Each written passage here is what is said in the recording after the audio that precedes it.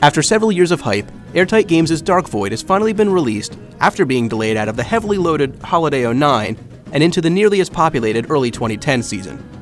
While the demo was poorly received, many still held out hope that this new IP would be just what we needed to kick off the new year in Rocketeer fashion. Does the full game manage to impress where the demo failed, or is Dark Void best experienced as a free taste?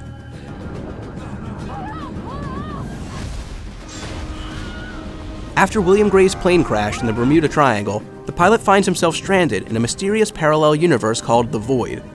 Before long, he and his estranged lover are quickly pushed into an ongoing conflict between other survivors and the Watchers, an alien race, all the while searching for a way back to Earth.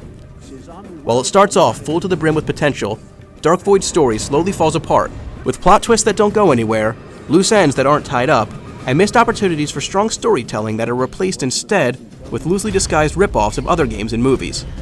The pacing is all over the place, and while there are a few exhilarating sections, most of this action game ends up being utterly dull, and considering it isn't that long to begin with, that says a lot.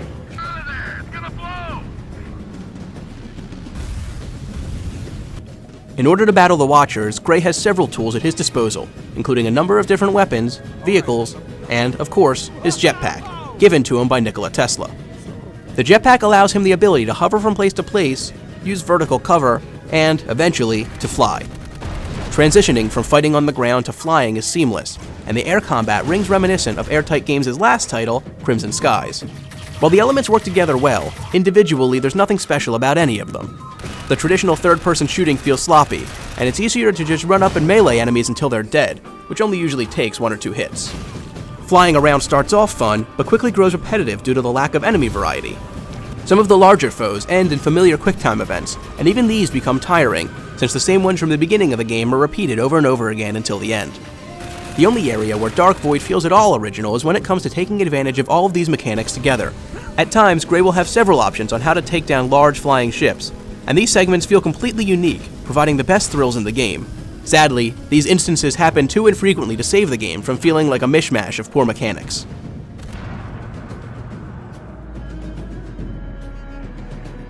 In the visual department, Dark Void is a mixed bag.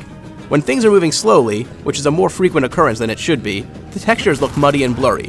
Thankfully, most of the game takes place at high speeds, and everything usually looks pretty good when flying through the air.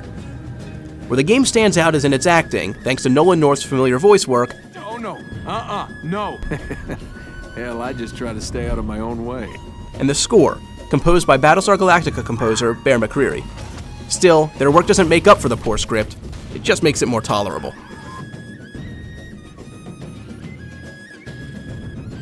To say that Dark Void didn't live up to expectations is an understatement.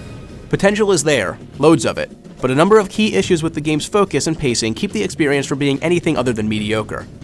A sequel could and should fix all the problems, but to be honest, this void is best kept empty for now.